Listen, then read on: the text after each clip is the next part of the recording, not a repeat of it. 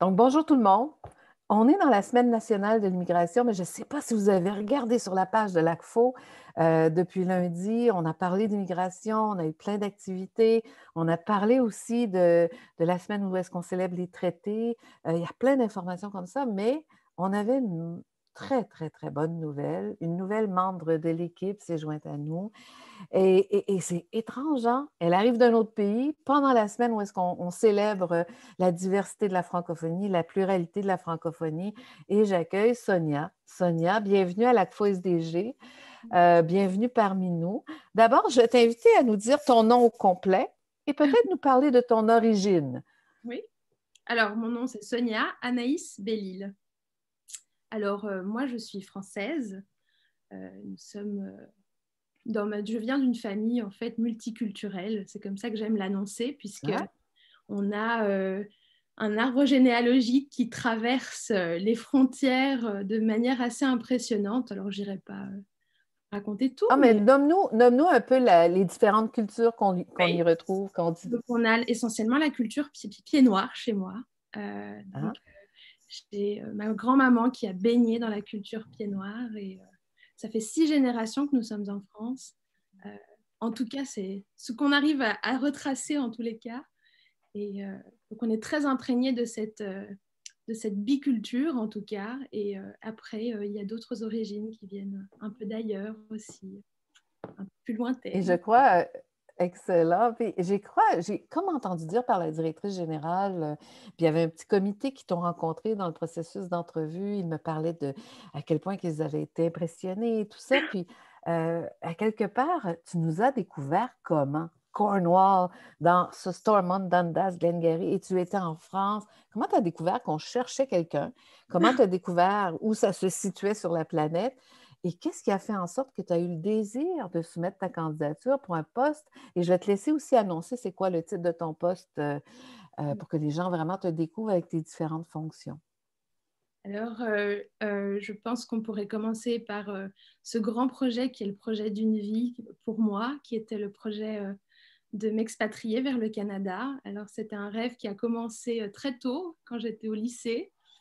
J'y ai pensé, mais je n'ai pas osé y penser. Je l'ai gardé pour moi, je ne l'ai pas vraiment partagé. Et puis ensuite, donc, j'ai fait des études en anglais parce que je voulais vraiment rester dans ce bilinguisme. C'était très important pour moi. Et puis plus tard, à l'université, j'ai eu la possibilité de faire une demande d'échange universitaire. Et c'est là que j'ai osé me lancer. Et donc, j'ai d'abord postulé pour une université à Toronto. Donc, je n'ai pas Mhm. été prise, malheureusement. Ça ne correspondait pas avec mon curriculum, donc je n'ai pas été prise. Je suis partie en Norvège, mais j'ai gardé dans un coin de ma tête ce petit rêve qui était le mien, qui m'appartenait. C'était mon petit jardin Oh. secret. Alors, j'ai fini mes études en sciences sociales et sciences humaines. Je me suis spécialisée dans la promotion et la protection de la démocratie. Donc, ça, c'est quelque chose qui est très important pour moi. Euh, la protection et la promotion de l'éducation essentiellement et des droits des enfants, ça, c'est des choses qui m'ont toujours animée. Donc, après l'université, j'ai décidé de prendre un temps pour m'engager dans mon activisme social. Donc, j'ai travaillé avec différentes ONG sur différents projets en Suisse, en Europe et puis à l'international également. Et c'est là que j'ai commencé à vraiment préparer mon projet d'expatriation et donc de venir au Canada. J'ai d'abord fait une demande donc, d'un programme que nous avons en France, qui est un programme qui nous permet d'obtenir un permis de travail. Euh, donc, j'ai fait cette demande-là, je l'ai eue. Et puis, j'y ai pas trop cru au début, je crois. Donc, je me suis dit, on verra si une offre se présente à moi. Je foncerai à Mhm. ce moment-là. Et ça a pris un petit moment quand même. Donc, je me suis laissée porter par d'autres projets. Et je me suis intéressée tout bonnement à la francophonie en Ontario. C'était quelque chose qui m'attirait puisque j'avais suivi un cours à l'université sur les politiques des langues. Et on Ah. avait étudié, c'était une des unités d'études, c'était la francophonie au Canada. Et ça m'avait beaucoup, beaucoup, beaucoup intéressée. Et donc, je m'étais rappelée de ça et je me suis dit, mais je crois que j'ai quelque chose à apporter là. Il y a quelque chose qui peut se faire. Donc, je me suis Mhm. intéressée à l'activité de l'ACFO. Alors, je ne connaissais pas encore à ce moment-là Cornwall.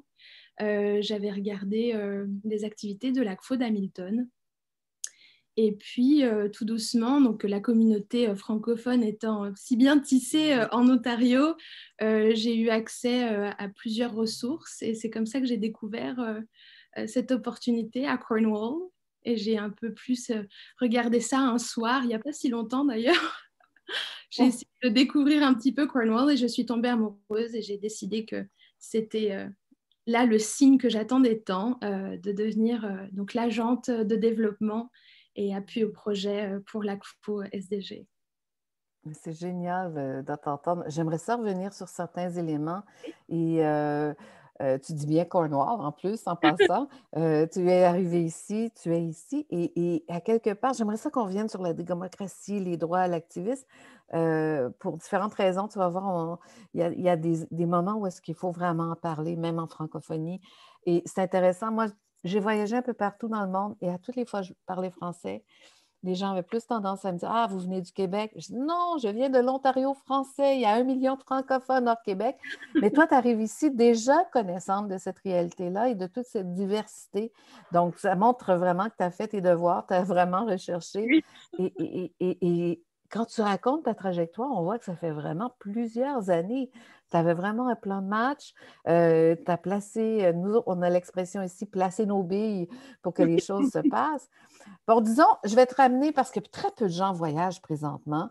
Tu nous as parlé comment tu as trouvé Cornwall, mais là, il fallait t'y rendre. Il fallait quitter la France, prendre l'avion, arriver ici. Là, tu es en quarantaine. Est-ce que vous étiez beaucoup dans l'avion? Est-ce qu'il y a beaucoup de contrôle? Est-ce qu'on se retrouve seul dans l'aéroport? Est-ce que c'est vraiment... Comment ça se vit voyager à l'international en temps de pandémie? Alors, c'était très particulier. Bon, déjà, en amont, ma préparation à moi, elle s'est faite plutôt facilement, je dois l'avouer. Donc, moi, j'étais vraiment prête à partir. Donc, j'ai booké, j'ai réservé mon billet d'avion très, très rapidement, bouclé mes valises, j'étais prête.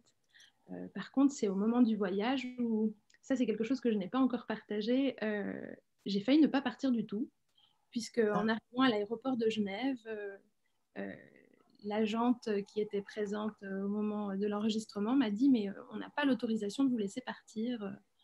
Donc j'avais tous mes papiers, j'avais tout devant moi. Je lui ai dit s'il vous plaît, informez-vous vraiment, je suis certaine de pouvoir partir, il faut que je parte. Elle m'a dit mais non, non, nous sur le système informatique, il est écrit qu'on n'avait pas le droit de vous laisser passer. Alors il a fallu contacter l'ambassade du Canada à Paris qui a confirmé que j'étais bien en règle et que je pouvais passer la frontière.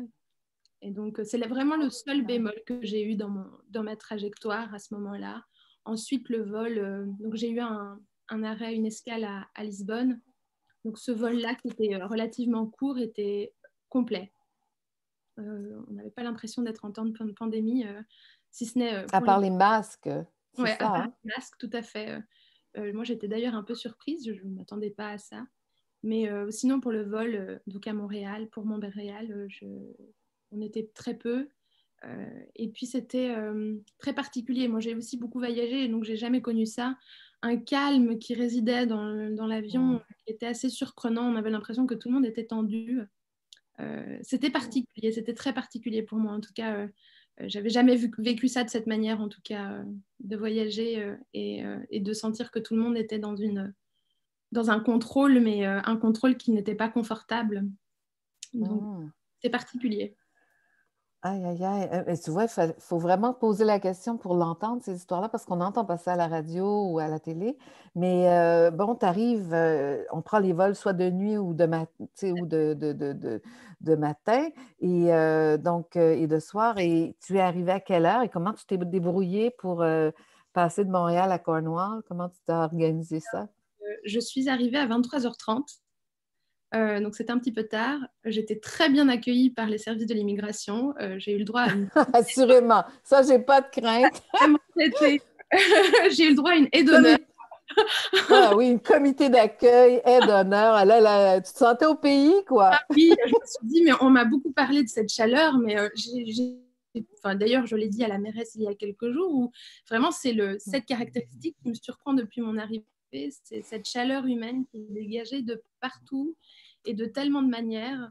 Euh, j'ai beaucoup voyagé, je le redis, et j'ai jamais connu ça de cette manière. Donc pour moi, c'est quelque chose qui me surprend au quotidien. Et c'est d'autant plus surprenant parce que je suis en quarantaine et que normalement, je devrais être coupée de tout le monde et j'ai pas ce sentiment-là. J'ai vraiment le sentiment d'être très entourée et très accompagnée. Mais c'est ça, ce qui se passe en pandémie, c'est que nous sommes tous et toutes isolés, là. Parfois, on va travailler, oui, dans nos espaces de travail, mais beaucoup de monde font du télétravail. Donc, dans le fond, tu arrives dans un bon moment parce que tu dois vivre ta quarantaine, mais en même temps, tu vois, on fait équipe, puis on peut être à distance, puis vraiment être très efficace. Tu nous as parlé que tu avais travaillé au niveau de la démocratie, une approche de droit. Tu vas parler aussi de ton implication à titre d'activiste, mais dans des organisations qui font aussi de l'action politique et de l'action sociale. Tu veux nous en parler un peu plus? Pourquoi s'investir à ton âge dans la démocratie, dans une approche de droit et pour ça, pourquoi? Et aussi chez toi, mais à l'international? Alors, je pense que ça, c'est quelque chose qui a été relevé par ma maman. Je m'en étais pas rendu compte de cette manière, mais selon elle, ce que j'ai vécu étant plus jeune a eu cette répercussion et a eu cette réponse dans ma vie qu'il a fallu que je m'investisse absolument dans la promotion et la protection de la démocratie et de l'éducation, puisque étant plus jeune, j'ai été victime de brutalité à l'école, euh, qui était essentiellement due à qui j'étais et d'où je venais, et donc de la vie que je menais qui correspondait pas à un modèle qui était connu. Enfin, il n'y a rien de particulier dans ma vie, hein, je le précise. Mais Mhm. donc, ça a été très dur pour moi au début. Et puis très vite, je me suis rendu compte qu'en fait, il y avait bien souvent un gros manque dans l'éducation au sens de cette connaissance de l'autre et cette ouverture vers l'autre. Et c'est-à-dire que bien souvent, on a tendance, quand on parle de promotion et de protection de l'éducation, on a tendance à cibler toujours les mêmes régions et à cibler des régions qui, selon moi, et ça a été confirmé pendant mes études, c'est que c'est des régions où, au contraire, ils sont bien plus innovateurs et ils investissent bien plus dans cette avancée de l'éducation que l'on n'a pas dans nos régions dites développées. Et donc, ça a très vite été très important pour moi de m'investir dans ça, de veiller à ce que l'éducation et le droit à l'accès à l'éducation ne soient pas un simple projet humanitaire. Je ne voudrais pas appeler ça simple parce que c'est quand même quelque chose d'extraordinaire en soi, mais je pense que ça Mhm. doit être quelque chose de plus holistique, de plus inclusif et qui est tout aussi nécessaire dans les zones développées que dans les zones sous-développées. Et je pense qu'au contraire, on a beaucoup à apprendre de ces zones qu'on appelle sous-développées ou en voie de développement, ce qui est Ouais. malheureux aujourd'hui. Donc, c'est un peu là qu'est né cet intérêt particulier. Et puis, quand j'ai eu l'occasion de me spécialiser dans ça dans mes études, j'ai saisi l'opportunité très rapidement. Et tu as étudié dans quel domaine, Alors, Sarah? j'ai fait une licence et un master en sciences humaines et sciences sociales. Euh, donc, c'était les arts et les sciences humaines et sciences sociales. Donc, j'ai pu faire améliorer mon anglais et ma connaissance de la culture anglo-saxonne. C'était très important pour moi. Et en même temps, Mhm. d'étudier la promotion et la protection de la démocratie. Et c'est génial, mais ce que tu nous as dit par rapport à ta propre histoire, puis aussi l'intérêt qui a grandi en dedans de toi, puis éventuellement ça t'a rattrapé, ça t'a motivé à t'investir dans la démocratie, puis avec une approche de droit, dans une logique aussi d'inclusion. Ceci dit, quel bon moment de t'entendre parler, parce que dans la Semaine nationale de l'immigration, tu sais, il y a du tout dans tout, mais c'est que c'est ça, on parle de ça. On parle de la place de l'humain, de la rencontre, de l'ouverture à l'autre. Et tu arrives en plein dans cette semaine-là, mais tu l'as déjà entendu par plusieurs personnes, que ce soit la mairesse, la directrice générale, la présidente et d'autres personnes, mais c'est ça. Il faut faire de la place pour vraiment parler vrai et parler de ces choses-là si on veut dénouer des Ouais. tensions dans nos communautés. Et l'autre élément que tu as mentionné, moi, je t'avoue que j'ai découvert ça en 2005, parce que je suis vraiment beaucoup plus âgée que toi, mais j'étais impliquée dans ma communauté depuis des années. En 2005, je ne sais pas ce qui est arrivé dans ma vie, mais un peu essoufflée. d'être dans le développement communautaire. Mhm. Et j'ai été invitée au niveau international d'aller faire une mission volontaire en Afrique. Et je vous avoue que ça a été ma bulle d'air parce que je me retrouvais dans un contexte pas juste différent et agréable de voyager et tout. Non, on voyait et on vivait le communautaire autrement et ça m'a beaucoup nourrie et ça m'a vraiment galvanisée. Je revenais ici, j'étais bonne au moins pour une année au début. Éventuellement, j'avais besoin de 2 voyages par année, mais quand vous dites, entre autres, on peut s'inspirer des pratiques du Sud pour faire du développement communautaire dans le Nord, comme chez nous, ben, c'est tout à fait vrai. Et il y a des belles pratiques, que ce soit les tontines en Afrique, ben, c'est vraiment les cercles de microcrédit ici. Donc, on voit aussi que avant toi et moi, il y a d'autres gens qui se sont inspirés de pratiques. Mais honnêtement, tu fais le lien comment entre tout ça et dire maintenant, je me retrouve dans un organisme qui fait du développement culturel, communautaire, un peu d'économie, mais qui est vraiment connecté, branché dans sa communauté et branché dans une francophonie plus large. Comment tu fais le lien entre ta trajectoire, et comment tu te sens de te retrouver là et comment tu interprètes ce développement communautaire-là dans lequel tu vas être impliqué plein temps pendant un bon bout de temps, là? Alors personnellement, je suis persuadée et passionnée par ce que je fais et persuadée que l'intérêt, il est essentiellement vers le développement durable. C'est l'objectif mondial d'arriver à un développement qui soit durable. Et je suis intimement persuadée que les activités de l'ACFO-SDG participent et agissent pour ce développement durable parce que renforcer des communautés, investir dans le partenariat et dans le développement personnel, individuel, mais aussi dans la communauté dans son ensemble, pour moi, c'est ces rouages centraux qui sont absolument nécessaires pour le développement durable. C'est pour ça que je suis fière, honorée et réjouie de pouvoir travailler à ce niveau-là avec toute l'équipe de l'ACFO, puisque pour moi, Mhm. ça a énormément de sens. Et on va se conclure notre entretien parce que les gens vont avoir le plaisir de te découvrir en action. Tu vas organiser des activités. Tu nous as nommé ton titre, ton poste au sein de l'ACFO, mais en même temps, tu nous as mentionné les liens entre ta propre trajectoire, tes propres passions, le développement communautaire. Mais on va te retrouver dans quel genre d'initiative à l'ACFO SDG? Est-ce que tu te rappelles certains projets sur lesquels tu vas être impliqué? Oui, alors je me rappelle essentiellement de ceux dont je dirais que qu'il me tarde le plus de travailler auprès d'eux. Donc, il s'agit essentiellement de l'activité auprès des jeunes, de la jeunesse de l'ACFO SDG et de la région en elle-même. Euh, Vous me retrouverez aussi pour la journée de la femme. Ça, c'est quelque chose de très important aussi pour moi, puisque j'ai aussi à côté beaucoup d'activités en lien avec la valorisation des femmes. Euh, et puis le mois de célébration et d'honneur pour les populations racisées et essentiellement la population noire de la région. Ah ben. Donc là, c'est un rendez-vous. Pardon, vas-y, Entre autres, excuse-moi. entre Oui, entre autres, parce que la liste est assez longue. Je sais que déjà, tu es en train de travailler sur des projets pour le milieu scolaire. Sur ce, bienvenue chez vous. Merci. Bienvenue dans notre communauté.